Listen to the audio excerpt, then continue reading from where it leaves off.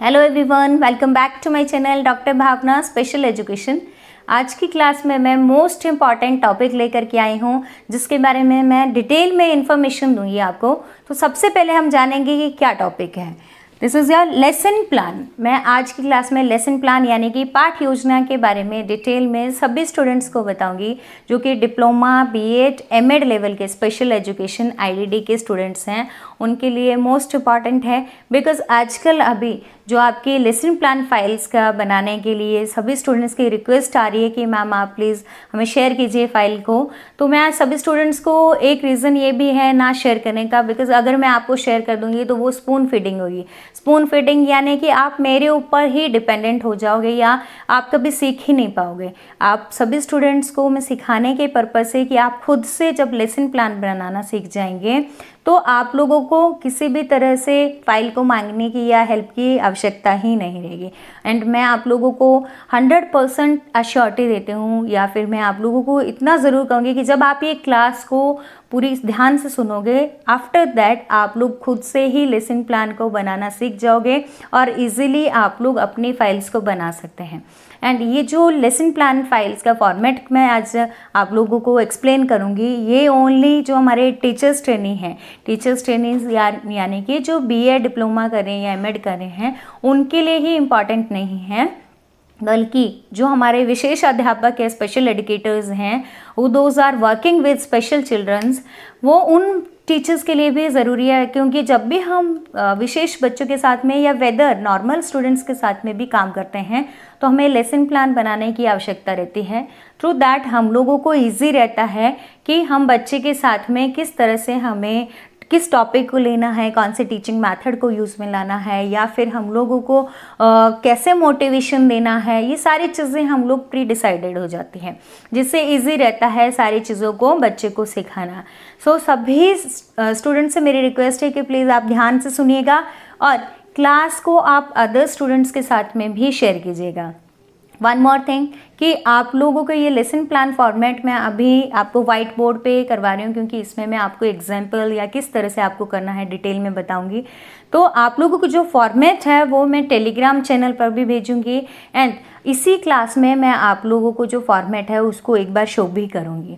तो सभी स्टूडेंट इसको दूसरे स्टूडेंट्स को भी शेयर करना और जो मेरा चैनल है मैं डिस्क्रिप्शन में आप लोगों को डाल दूंगी टेलीग्राम चैनल को भी, so that maximum number of students whether diploma, B Ed, IDD के स्टूडेंट्स हैं उनको नोट्स में भी हेल्प मिले और क्लासेस भी उनको मिलती रहे। तो उसके लिए यूट्यूब चैनल जिसने नहीं सब्सक्राइब किया है यूट्यूब चैनल को भी सब्सक्राइब कर दीजिए एंड टेलीग्राम चैनल भी मेरा जो है उसको भी ज्वाइन कर लीजिए। डॉक्टर भावना स्पेशल एजुकेशन के नाम से यूट्यूब एंड मेरा टेलीग्राम चैनल है उसको भी ज्वाइन कीजिए। और मैं डिस्क्रिप्शन में भी आप लोगों को टेलीग्राम चैनल जो मेरी क्लास है उसके डिस्क्रिप्शन में भी डाल दूँगी।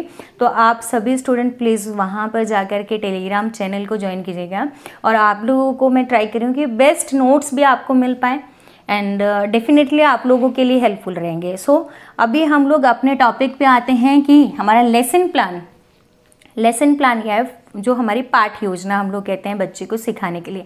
तो कौन कौन से पॉइंट्स रहते हैं। फर्स्ट वन आता है इसमें name of school. Name of school जहाँ पर भी, यानी कि हिंदी में भी मैं आप लोगों को इसके पॉइंट्स को लिखूंगी, स्कूल का नाम, क्योंकि जब आप फॉर्मेट को पाओगे हो सकता है कि किसी इंस्टीट्यूशन में पॉइंट्स को ऊपर नीचे किया गया होगा तो थोड़ी सी वेरिएशन हो सकती है, बट आप जब पॉइंट्स को आप मैच करना जो भी आपके इंस्टीट्यूशन का फॉर्मेट रहेगा या फिर ये जो मैं फॉर्मेट दूंगी उसको भी आप एडिट करके या खुद से टाइप करके उसमें अपने कॉलेज का नाम डाल सकते हैं।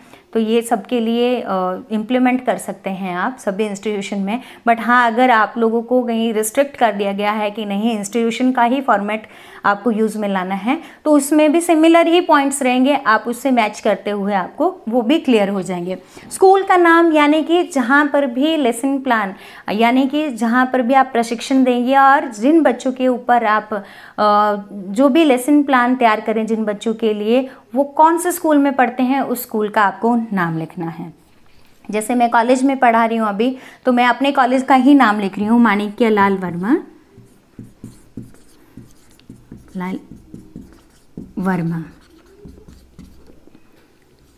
श्रमजीवी कॉलेज।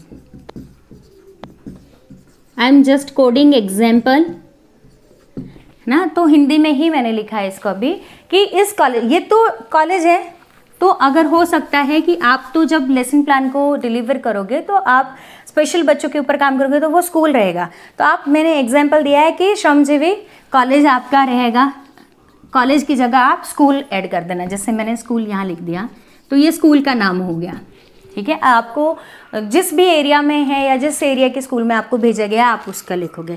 इसके बाद में सेकंड पॉइंट आता है हमारा क्लास। क्लास यानी कि कक्षा। मे बी आप लोगों को लग रहा होगा कि इजी है, बट कक्षा भी, जब हम लोग नॉर्मल बच्चों की बात करते हैं तो क्लासेस हमारी डिवाइड की गई होती है, फर्स्ट, सेकेंड, थर्ड, इस तरह से।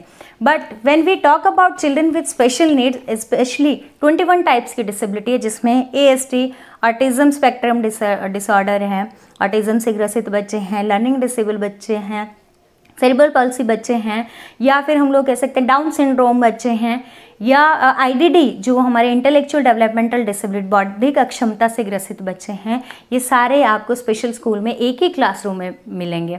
तो इन बच्चों के लिए क्लासेस का क्राइटेरिया या क्लासिफिकेशन है वो फर्स्ट, सेकंड, थर्ड के अकॉर्डिंग नहीं रहती, बल्कि एज, उम्र के अकॉर्डिंग और इनकी IQ लेवल के अकॉर्डिंग रहती है।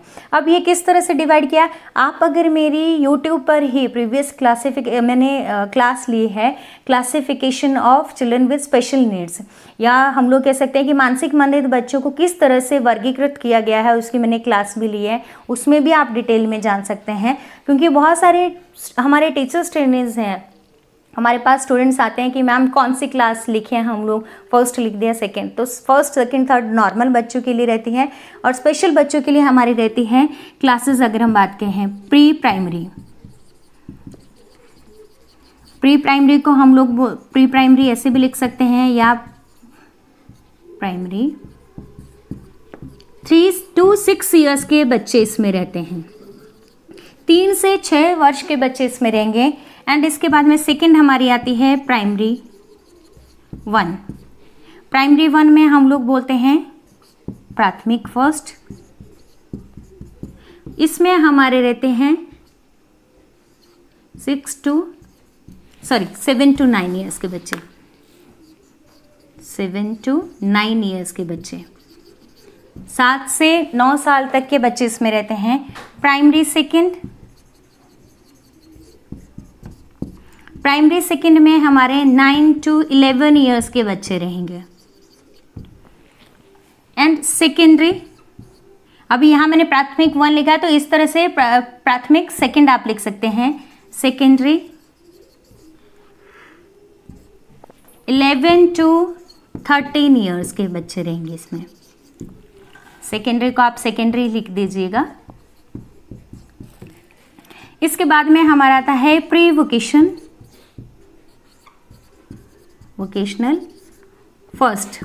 प्री वोकेशनल फर्स्ट में हमारे आते हैं 14 to 15 ईयर्स के, जो बच्चे 14 से 15 वर्ष के बच्चे रहेंगे वो हमारे किस में आ रहे हैं, पूर्व व्यावसायिक एरिया में, पूर्व व्यावसायिक फर्स्ट में। यहाँ तक क्लियर हो गया है। अब इसके बाद के भी क्लासेस, जैसे क्लास 1, 2, 3, 4, 5, इतना डिटेल में जाने की इसीलिए मेरे को ज़रूरत लगी, बिकॉज आपको जब ये क्लासेस क्लियर होगी देन आप इजीली लिख सकते हैं कि किस क्लास के लिए आप लेसन प्लान को तैयार कर रहे हैं। अब प्री वोकेशन फर्स्ट के बाद में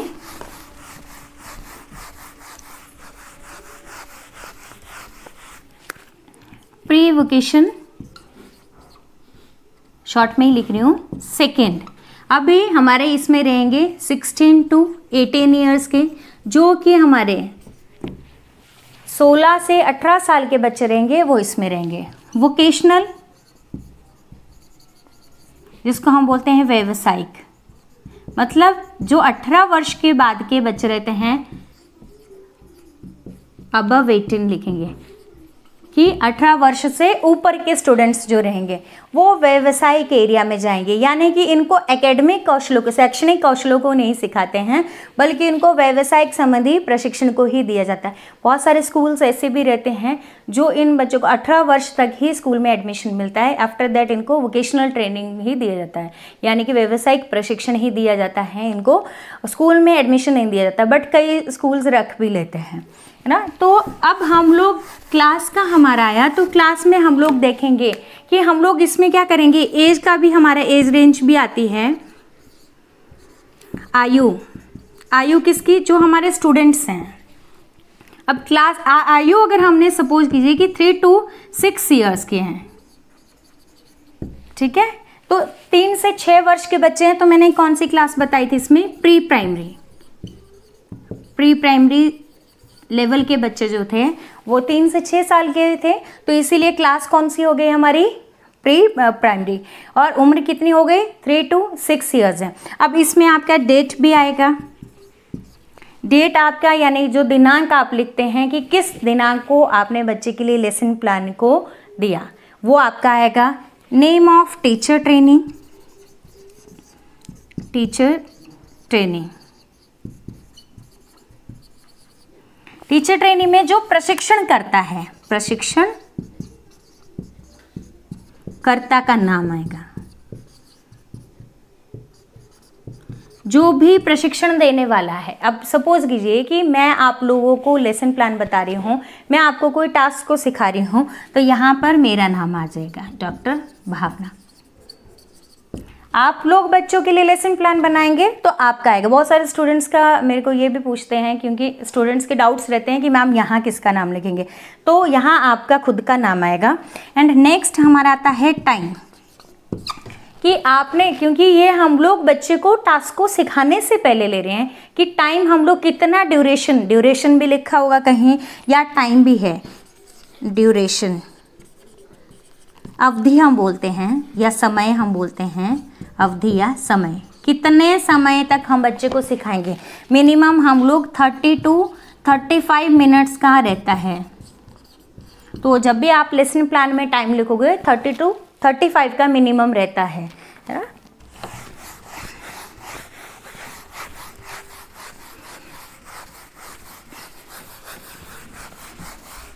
ये सारे पॉइंट्स आपके स्टार्टिंग में ही हैं। अब हम लोग इसके बाद में जानेंगे एरिया या डोमेन। एक चीज़ आप लोगों को मैं क्लियर कर दूं, क्षेत्र हम बोलते हैं इसको, दोनों का मतलब सेम ही होता है। बहुत सारे स्टूडेंट्स को ये क्लियर नहीं होता है कि अगर आपको किसी ने एरिया बताया है वो तो आपको पता चल गया कि क्षेत्र है, क्योंकि हम लोग ऑलरेडी इन चीज़ों को पढ़ते हैं। बट समटाइम ऐसा होता है कि डोमेन अगर किसी ने बोल दिया कि किस डोमेन से है, क्योंकि आप MDPS टूल है तो उसमें आपके, या बेसिक MR टूल है, उसमें पूछा जाता है कि कितने डोमेन्स है। प्रैक्टिकल एग्जामिनर भी पूछता है कि MDPS टूल में कितने डोमेन्स हैं, तो वो एरिया ही होता है, एरिया यानी कि क्षेत्र। अब हम लोग बात करते हैं कि जैसे अगर MDPS टूल के आपने 18 अगर एरियाज़ है उसमें, जैसे पर्सनल है, सोशल है, एकेडमिक है, रिक्रिएशनल है, इस तरह से हमारे एरियाज़ को डिवाइड किया हुआ है। इसमें अगर हम लोग एरिया की बात करते हैं तो एक तो करिकुलर एक्टिविटीज़ आ जाता है, दूसरा को करिकुलर एक्टिविटीज़ आ जाता है। अब करिकुलर एक्टिविटीज़ हम लोग बोलते हैं एक्टिविटीज़, पाठ्यक्रम हम लोग बोलते हैं, या फिर शैक्षणिक क्रियाएं भी लिख सकते हैं हम लोग, पाठ्यक्रम, पाठ्य संबंधी क्रियाएं। एंड को करिकुलर एक्टिविटीज।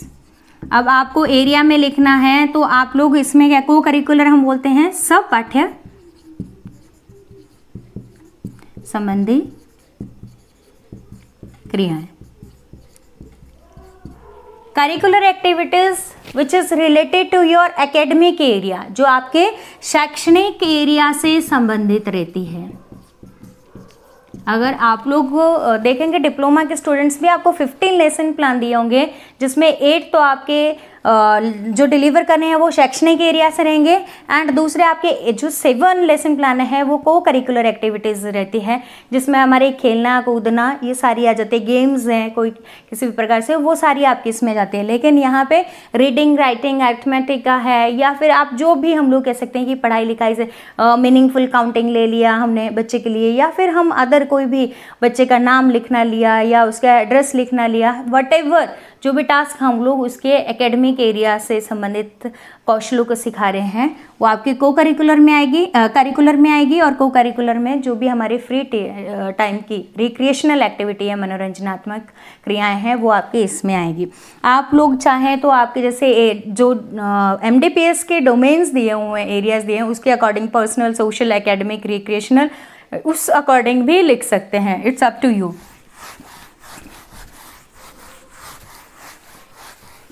एंड इसके बाद में हमारा आता है टॉपिक, विषय। जो भी आप बच्चे को सिखाने के लिए टास्क ले रहे हैं वो आपका इसमें आ जाएगा। सपोज कीजिए कि मैंने बच्चे के लिए मीनिंगफुल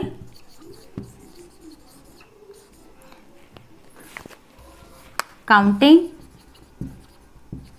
1 to 5 मतलब 1 से 5 तक अर्थपूर्ण गिनती लिखना ले रही हूं मैं, ठीक है। मैंने बच्चे को लिखना सिखाना है 1 to 5 तक। अभी मैंने बच्चों का लेवल हो सकता है कि मैंने प्री प्राइमरी का लिया है, या मैंने फिर प्राइमरी सेकेंडरी का ही सपोज कीजिए कि मैंने 11 to 13 ईयर्स के बच्चों के लिए मीनिंगफुल काउंटिंग। अभी आप लोगों को ये भी लगेगा कि मैम 13 ईयर्स के बच्चे तो एज में बहुत बड़े हो जाते हैं तो उनके लिए, लेकिन उनका जो IQ लेवल है, उनके जो हम लोग बुद्धि लब्धि कहते हैं, वो नॉर्मल बच्चे से बहुत कम रहती है। इस केस में हम लोग उनके लिए जो गोल्स हैं वो बहुत बेसिक से लेते हैं, है ना। तो अभी सपोज ये कि मैंने अर्थपूर्ण गिनती को लिखना लिया बच्चे के लिए, ये मेरा टास्क हो गया। एंड इसके बाद में जो नेक्स्ट हमारा आता है टॉपिक पॉइंट है वो है हमारा करंट लेवल। करंट लेवल जिसको हम लोग बोलते हैं वर्तमान स्तर। सभी students, again I request you all students कि आप प्लीज़ ध्यान से सुनिएगा। सबके जो भी जितने भी स्टूडेंट्स सबके सिलेबस में है फाइल्स को प्रिपेयर करना लेसन प्लान की, और जो बीएड के स्टूडेंट्स भी हैं या डिप्लोमा के हैं सबके लिए सेम ही फॉर्मेट रहेगा, ठीक है। तो वर्तमान स्तर हैं। अब वर्तमान स्तर किससे संबंधित है? जो भी हमारे, मैंने बोला कि 1 to 5 तक मैंने बच्चे के लिए टास्क लिया। अब हम लोग जानेंगे कि बच्चे में क्या प्री रिक्विजिट्स हैं, यानी कि बच्चे में क्या कितना नॉलेज है या बच्चा क्या लेवल है उसका, क्या वो उस टास्क को सीख सकता है कि नहीं। क्योंकि अगर बच्चे का लेवल ही नहीं है और बच्चे के लिए हमने सपोज कीजिए कि उसके लिए मैंने मीनिंगफुल काउंटिंग ले लिया और child is not able to even hold the pen, बच्चा पेन को भी होल्ड नहीं करता, उसकी ग्रिपिंग पावर ही नहीं है, उस केस में यदि मैं उसके लिए मीनिंगफुल काउंटिंग ले रही हूँ लिखना, तो वो क्या होगा, बच्चे के लिए टास्क गलत हो जाता है। तो हम बच्चे के लेवल को पहले हम ऑब्जर्वेशन करते हैं, बच्चे के स्तर को जानते हैं कि बच्चे में पहले से क्या जानकारी है, जो मैं टास्क ले रही हूँ क्या वो अप्रोप्रिएट भी है या नहीं है, वो सब चीज़ें जानते हैं। और इसमें कौन कौन से हम लोग कह सकते हैं कि प्री रिक्विजिट्स क्या क्या रहेगा, वर्तमान स्तर क्या रहेगा regarding to the related to this topic. 1 to 5 तक का है तो इसमें हम लोग क्या करेंगे, जैसे मेरे क्लास में 8 से 10 बच्चे, स्पेशल बच्चों का जो रेशो रहता है, स्टूडेंट्स को ये भी करी रहती है, तो मैक्सिमम हम लोग 10 to 12 स्टूडेंट्स तक ले सकते हैं स्पेशल स्कूल में। बहुत सारे ऐसे भी है कि lack of special educators classroom में 20-30 बच्चों को भी एंटर कर देते हैं, बट वो सही नहीं होता है, क्योंकि एक टीचर के ऊपर अगर रेशो बोला गया है तो सीवियर कैटेगरी का है तो 6 स्टूडेंट्स का है, यदि हमें लग रहा है कि बच्चे माइल्ड कैटेगरी के हैं या बॉर्डर लाइन कैटेगरी के हैं तो 10 to 12 स्टूडेंट्स है, उसके ऊपर नहीं रहता है। अब जैसे करंट लेवल का है तो करंट लेवल का हम लोग क्या है कि बच्चा उससे पहले क्या जानता है कि बच्चे ने, हम लोग कह सकते हैं सिंपली कि हो सकता है बच्चे ने घर में 1 to 5 तक सुना है। अभी आप हर्ष एंड नवीन हम लोग लिख सकते हैं, अभी क्लास के ही बच्चे थे, हर्ष एंड नवीन नोज क्या अबाउट काउंटिंग, कि काउंटिंग। अब कि ये क्या है, गिनती को जानते हैं, हो सकता है कि वो बोलना जानते हैं, तो हम सिंपल से क्या लिखेंगे कि हर्ष और नवीन गिनती जानते हैं।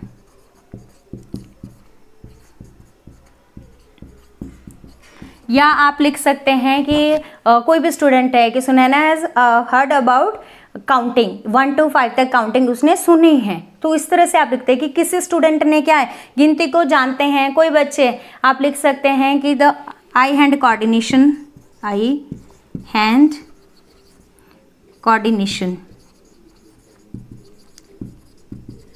Of student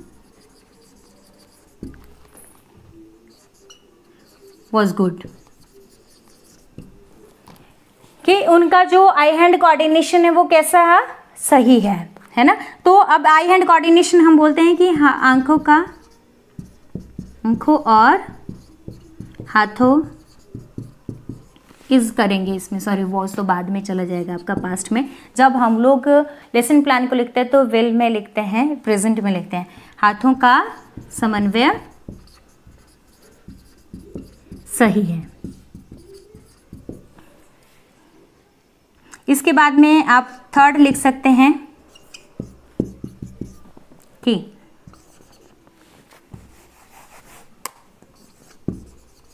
students are able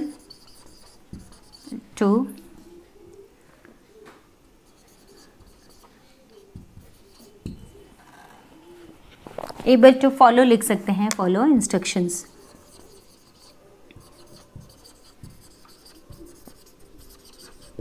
कि जो छात्र क्या है, छात्र निर्देशों की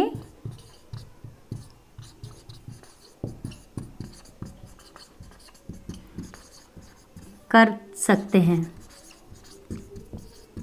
देखिए इसमें क्या है कि इसमें क्या बोला है कि काउंटिंग को जानते हैं, वेदर उन्होंने सुना है घर में, या फिर वो काउंटिंग में हो सकता है कि 1 लिखना जानते हैं, तो आप वो भी लिख सकते हैं कि राहुल 1 लिखना जानता है। या फिर 2 बच्चों के आप लिख सकते हैं नाम, वॉटेवर जो भी आप ऑब्जर्व कर रहे हैं बच्चों को कि बच्चे क्या क्या जानते हैं। Harsh and Naveen knows about counting या हर्ड अबाउट काउंटिंग। फिर इसके बाद आई हैंड कोऑर्डिनेशन, क्योंकि हमने क्या लिया हुआ, लिखना लिया है टास्क, तो बच्चे के लिए सबसे पहले क्या है, आंखों का और हाथों का समन्वय सही होना बहुत ज़रूरी है। यदि नहीं है तो हम उसके लिए टास्क अलग लेंगे, हम उसके लिए उसकी ग्रिपिंग बढ़ाने के लिए हम टास्क को लेंगे। And students are able to follow instructions, जो स्टूडेंट्स हैं वो क्या है, इंस्ट्रक्शंस को फॉलो कर लेते हैं, या all the students follow instructions, कि वो क्या करते हैं, फॉलोज इंस्ट्रक्शन यानी कि निर्देशों की पालना करते हैं। अब अलग अलग टास्क के अकॉर्डिंग आपका अलग अलग रहेगा। अभी जैसे ये तो मैंने इसका लिया है, ये अगर इसके अलावा ही हम लोग बात करते हैं अदर टास्क की भी, कलरिंग का है तो कलरिंग में आई हैंड कोऑर्डिनेशन तो हमारा सही आता है, और बच्चा कलरिंग कर लेता है, या बच्चा स्क्रिबलिंग कर लेता है, स्क्रिबलिंग इन द सेंस कि बच्चा घसीटे मार लेता है। तो उस तरह से आप बच्चे के लिए जो भी हम लोग कह सकते हैं कि सिंपली जो प्री रिक्विजिट से बच्चा जानता है टास्क से संबंधित, वो सब आप लिखेंगे। अब इसके बाद में हमारा नेक्स्ट पॉइंट आता है जनरल ऑब्जेक्टिव्स। जनरल ऑब्जेक्टिव्स सामान्य उद्देश्य हम बोलते हैं। स्पेशल बच्चों के लिए जब भी हम लेसन प्लान लेते हैं तो उसके लिए क्या सामान्य उद्देश्य कि जब आप ये लेसन प्लान बच्चे को इम्प्लीमेंट करेंगे, सिखाएंगे, तो क्या होगा, student will develop their language, कि बच्चे में भाषा का विकास होगा। Students will develop their language, कि छात्रों में भाषा का विकास होगा। अब आपने जो गिनती लिया है उससे क्या होगा, वो हम लोग इसमें लिखेंगे। जनरल ऑब्जेक्टिव भाषा का विकास होगा।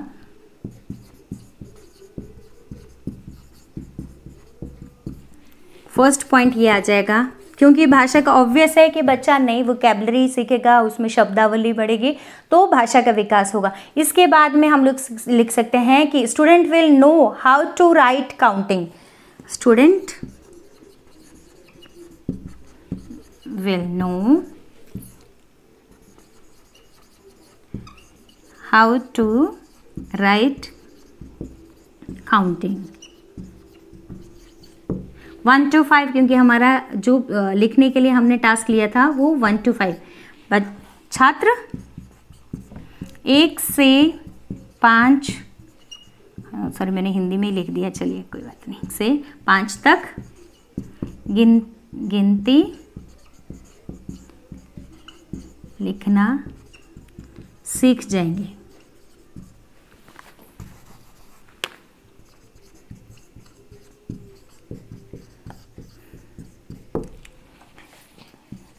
अब लिखना सिखा रहे हैं हम बच्चे को। अब इसके बाद में students will have knowledge of mental development. बच्चे का क्या होगा, मानसिक विकास भी होगा। या हम लोग कह सकते हैं कि बच्चे को जब लिखना सिखा रहे हैं तो हम बच्चे को उसको क्या करा रहे हैं, साथ के साथ मीनिंग, क्योंकि मीनिंगफुल काउंटिंग है। मीनिंगफुल काउंटिंग में मैं आप लोगों को इसको बताऊंगी भी कि किस तरह से आपको करना है। स्टूडेंट्स विल,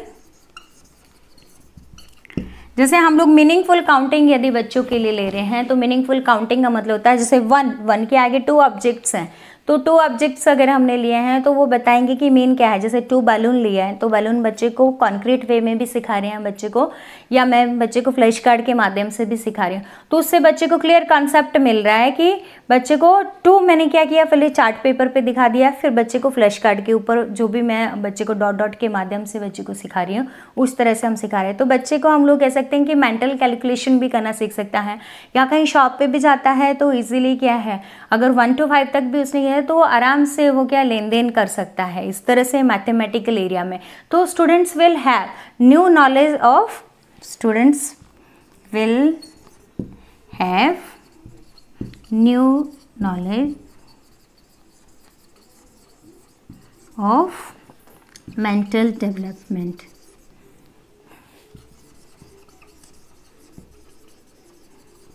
जी, छात्रों में नया ज्ञान का विकास होगा।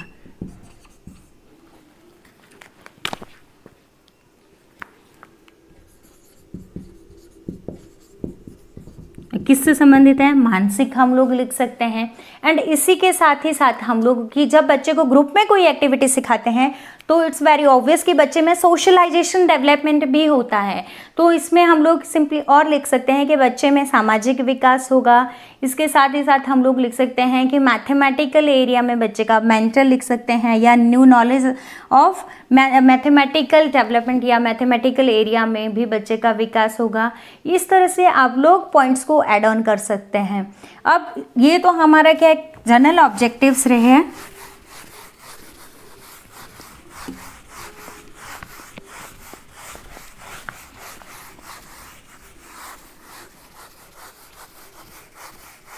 आप लोगों को और क्लियर विजन मिले इसके लिए मैं स्टूडेंट्स के, जो मेरे स्टूडेंट्स हैं बीएड डिप्लोमा के, उनका फिल किया हुआ फॉर्मेट को भी मैं आप लोगों को टेलीग्राम पे भेजूंगी, तो आप उसको भी देख लीजिएगा जिससे आपको और क्लियर विजन मिल जाएगा।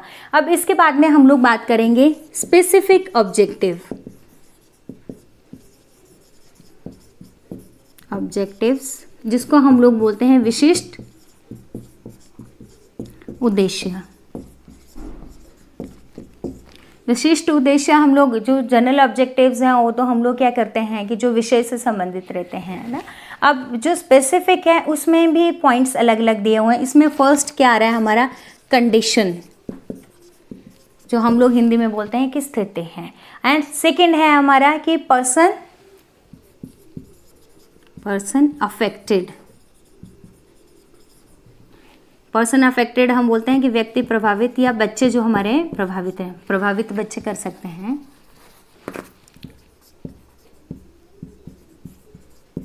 बच्चे, स्थिति, कंडीशन, जो भी हम लोग सिचुएशन बच्चे को दे रहे हैं वो आएगा। इसके बाद में हमारा आता है बिहेवियर। बिहेवियर हम लोग कह सकते हैं व्यवहार या कार्य,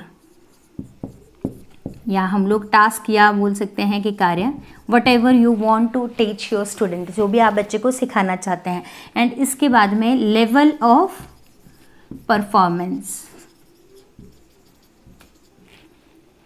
प्रदर्शन का स्तर।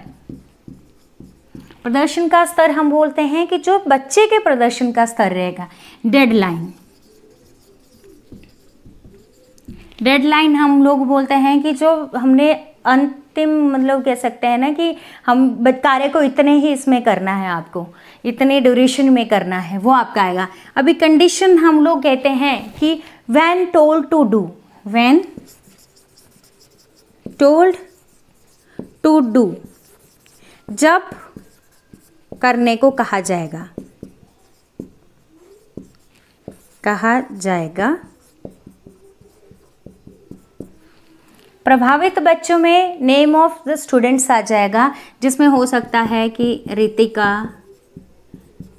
सेकंड बच्चा नवीन, थर्ड राहुल,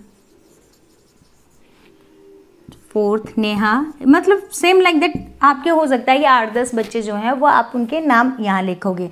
अब यहाँ मेरा जो बिहेवियर क्या था, टारगेट बिहेवियर हम लोग बोलते हैं, मेरा लक्ष्य क्या था बच्चे को सिखाने का, टू राइट मीनिंगफुल काउंटिंग,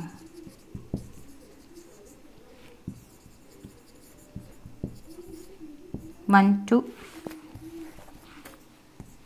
5। अब क्योंकि गिनती अर्थपूर्ण गिनती जो मैंने ऑलरेडी लिखा भी था, पूर्ण गिनती लिखना 1 2 5, ये आपका है। अब प्रदर्शन का स्तर क्या है, जैसे रितिका है, जब मैंने बच्चे को टास्क को सिखाए तो उसमें क्या रहेगा कि प्रदर्शन का स्तर हो सकता है कि मैंने बच्चे को 10 टाइम का, हम लोग कह सकते हैं कि 10 टाइम बच्चे को करवाया, उसमें से कितना बच्चे ने सही किया, 7, 10 में से 7 टाइम सही किया रितिका ने। नवीन ने हो सकता है 6 आउट ऑफ 10 किया है। राहुल हो सकता है कि 10 बार कराया और बच्चे ने जब लिखने को बोला तो 8 टाइम सही। जो भी बच्चे का हम लोग कह सकते हैं प्रदर्शन किया, उसको हम लोग उसमें लिखेंगे। डेडलाइन इज योर, कि जब आप प्रशिक्षण दे रहे हो तो कितने मिनट्स का दे रहे हो, 30 मिनट्स का आपने, जैसे मैंने बोला 30 to 35 एटलीस्ट आप बच्चे के लिए लोगे टाइम। अब ये था, इसके बाद में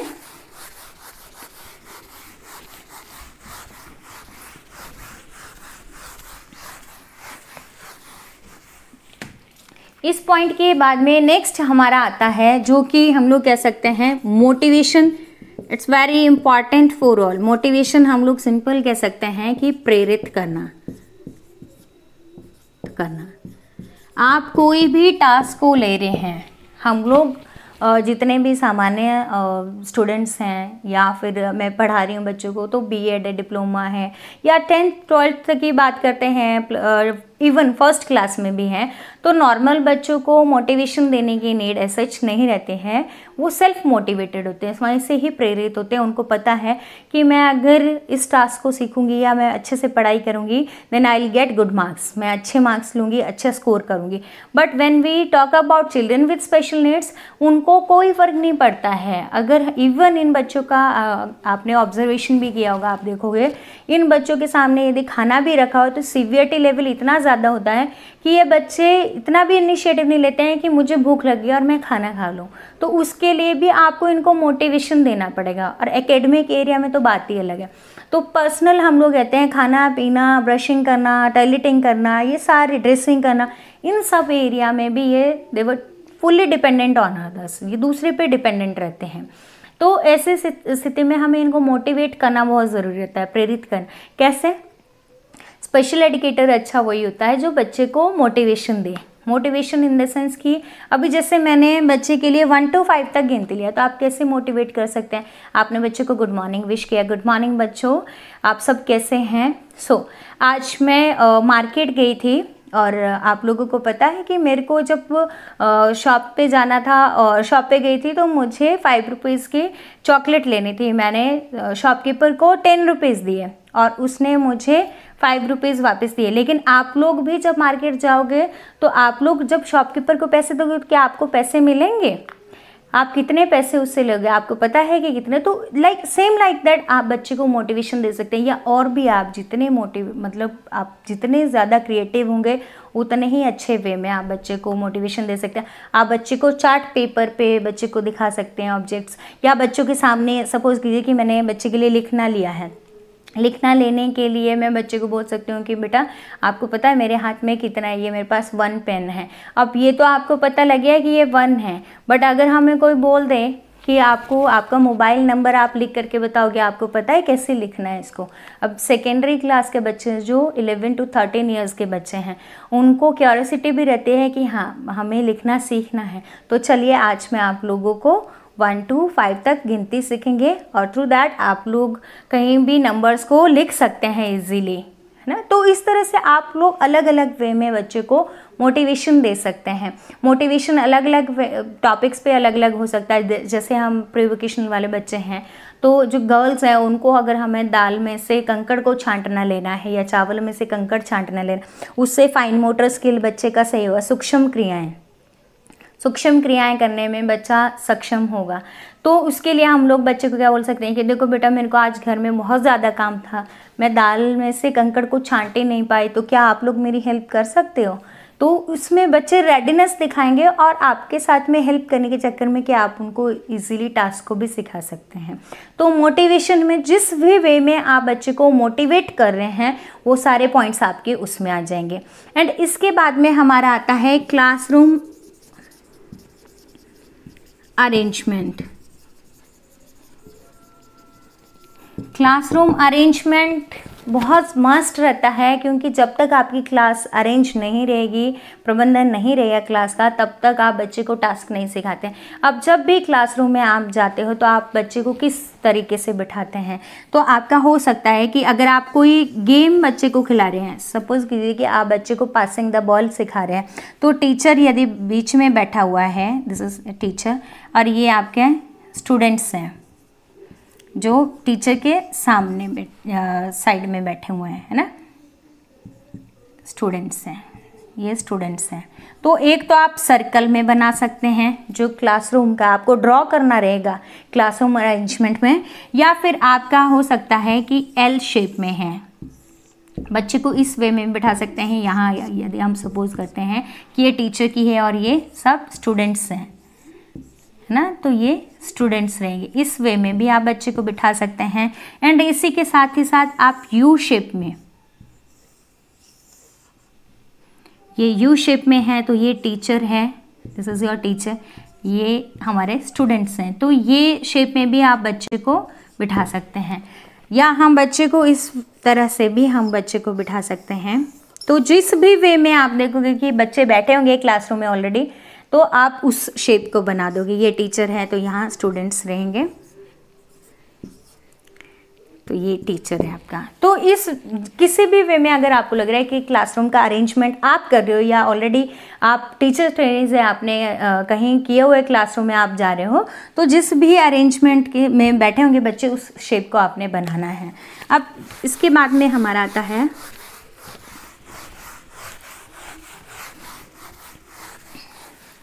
मोटिवेशन के बाद नेक्स्ट हमारा रहता है TLM यूज्ड। TLM यूज्ड बहुत सारी क्लासेस मैं ले रही हूँ और मैंने TLM के ऊपर भी 3-4 क्लासेस बना दी है।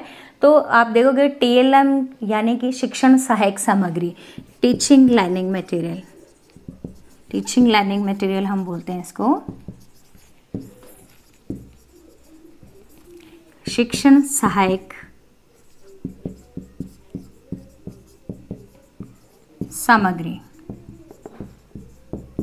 What kind of material you have used to teach that task?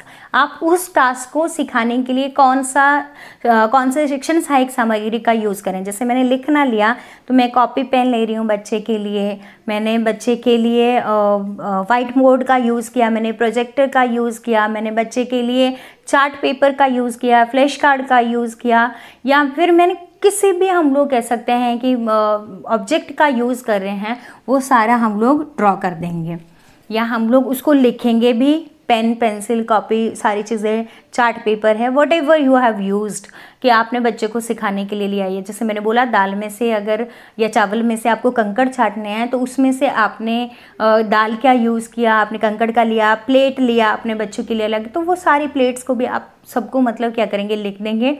और अगर आप ड्रॉ कर सकते हैं अच्छे से तो ड्रॉ भी कर लीजिए, उससे आपकी अट्रैक्टिव फाइल बनेगी।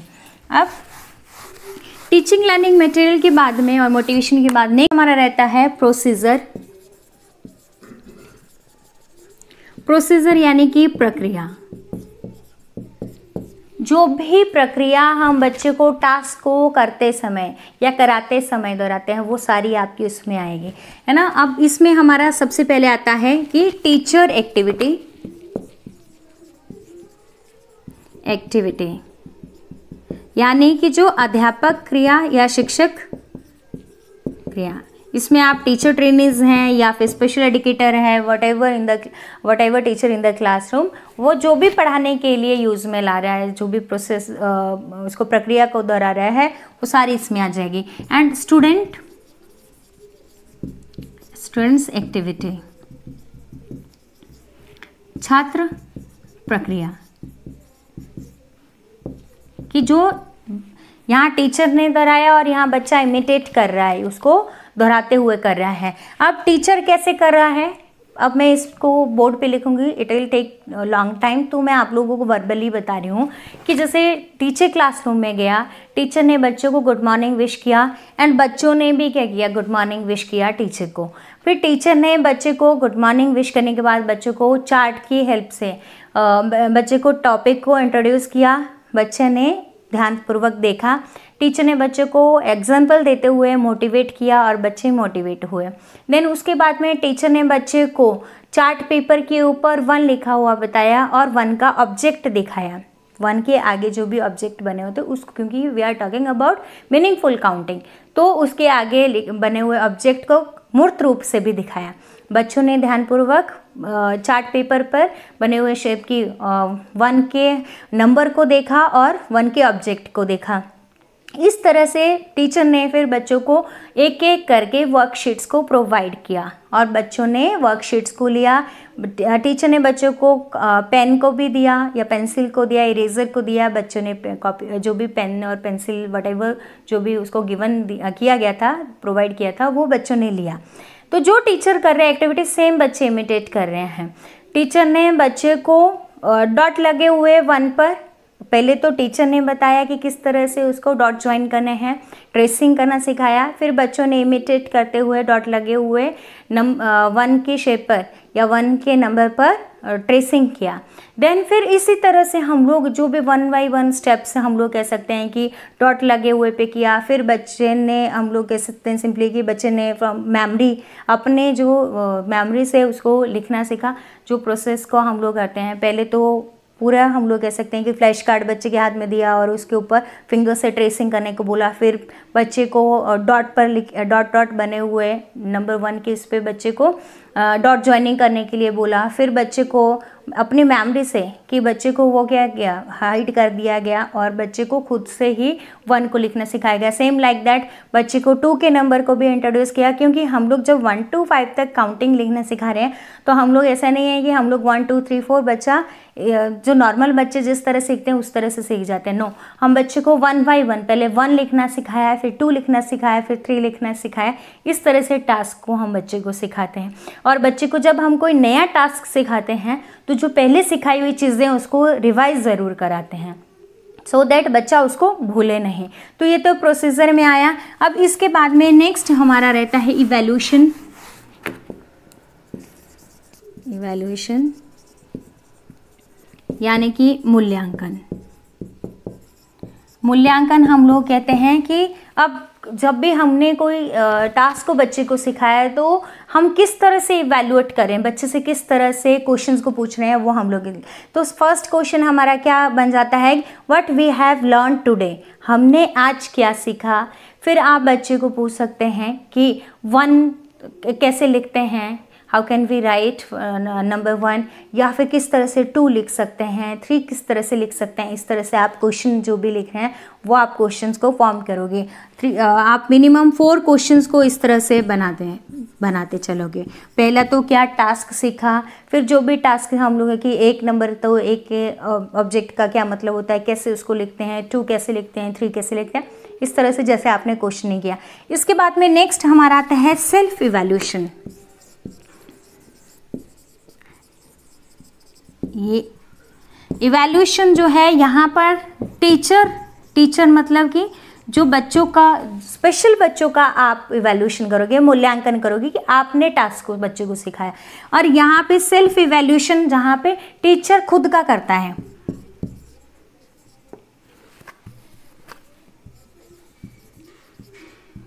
सेल्फ इवैल्यूएशन शिक्षक स्वयं का मूल्यांकन करता है।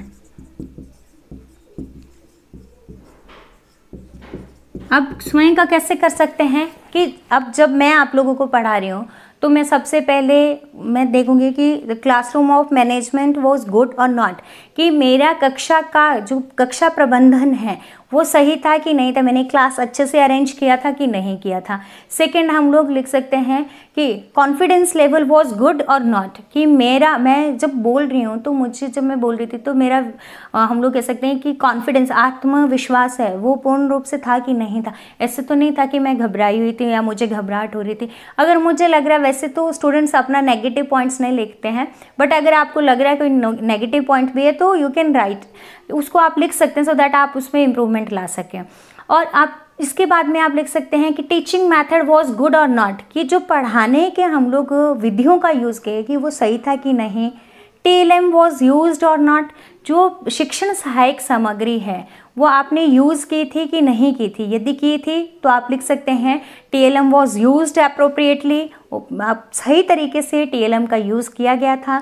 नहीं तो नॉट यूज्ड अप्रोप्रिएटली।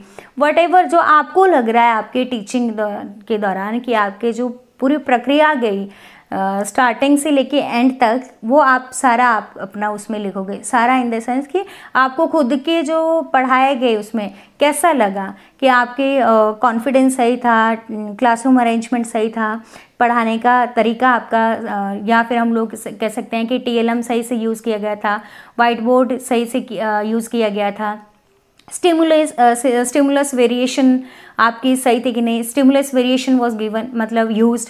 हम लोग कह सकते हैं स्टिमुलस वेरिएशन होता है कि हमारा जो हाव भाव है, हाव भाव आपने किस तरह से थे, आपके हाव भाव मतलब लो पिच हाई पिच आपकी, ऐसा तो नहीं था कि होता ना कि लाइक पंडित के जैसे बोलते जा रहे हैं, इस तरह से तो नहीं था। टोन आपकी सिमिलर ही तो नहीं थी। आप स्टिमुलस वेरिएशन है कि हाई पिच और लो पिच आपकी होती रही, आपकी मूवमेंट होती रही थ्रू एक्शंस आपने बच्चे को सिखाया, वो सारे पॉइंट्स आपके उसमें आ जाते हैं। एंड इसके बाद में लास्ट हम लोग बोलते हैं रीइंफोर्समेंट हम बोलते हैं कि पुनर्बलन हम लोग कहते हैं कि बच्चे को कोई भी टास्क को सिखाने के लिए सो दैट वो जो हम लोग कहते हैं ना कि बच्चा बार बार उस टास्क को या अकरेंस ऑफ बिहेवियर जो है वो बढ़ता जाए, बच्चा बार बार उस व्यवहार को करने के लिए प्रेरित हो, उसके लिए आपने बच्चे को गुड वेरी गुड बोला, शाबाश बोला, या क्लैपिंग किया बच्चे के लिए, या आपने हम लोग कह सकते हैं कि सोशली आपने या कोई एक्टिविटी के तौर पे उसको पुनर्बलन दिया, जो भी आपने यूज़ किया। जैसे सपोज कीजिए कि जब बच्चे ने 1 लिखने के लिए इनिशिएटिव लिया तो आपने बोला कि वाह वेरी गुड बेटा, आज तो देखो राहुल बहुत अच्छे से 1 को लिख रहा है या बहुत अच्छे से लिखा, इसके लिए सभी क्लैपिंग करो, तो उसे वो आपके पुनर्बलन में आएगा। जिस भी बच्चे के लिए आपने यूज़ किया वो आप अपने लेसन प्लान में ऐड कर सकते हैं। एंड इसके बाद में आता है क्लासरूम टीचर, जो लास्ट पॉइंट है आपका क्लासरूम टीचर रिमार्क्स। इसमें ये खाली रहेगा आपका, खाली ऐसे रहेगा कि जब आपके टीचर आपको इवैल्यूएट करेगा, जब आप लेसन प्लान को डिलीवर करोगे, देन उस टाइम पे आपके क्या है, टीचर रिमार्क्स देगा कि आपका अभी यहाँ तो आपने खुद का इवैल्यूएशन किया था, यहाँ तो हो सकता है कि आपको लग रहा है कि नहीं मैंने तो सब चीज़ें बहुत अच्छे से किया, लेकिन जो हम लोग सही तरीके से अगर बोले तो आपको इवैल्यूएट आपका टीचर करेगा कि कहाँ कहाँ कमियाँ रही है, या अगर बहुत अच्छा भी गया तो वो पॉइंट्स भी उसमें वो ऐड ऑन करेगा। तो ये सारा आपका जितने भी मैंने पॉइंट्स बताए ये आपके लेसन प्लान फॉर्मेट में रहते हैं जब आप लेसन प्लान को डिलीवर करोगे। और आई होप आप लोगों को ये जब आप वीडियो को सुनोगे तो आपको क्लियर भी हो जाए। और सबसे रिक्वेस्ट है कि आप प्लीज़ मेरा मोटिवेशन लेवल बनाए रखने के लिए भी, यदि आपको कोई टास्क समझ में आता है, जो क्लास ली जाती है वो समझ में आती है, तो देन प्लीज़ आप कमेंट सेक्शन में जा कर के आप मुझे कमेंट ज़रूर कीजिएगा कि आपको क्लास कैसी लगी, और आगे के लिए भी आपको किस तरह की क्लासेस चाहिए वो भी आप कमेंट सेक्शन में दीजिएगा। और इस वीडियो को आप ज़्यादा से ज़्यादा स्टूडेंट्स को शेयर ज़रूर कीजिएगा। So thank you so much and keep watching my videos. Thank you.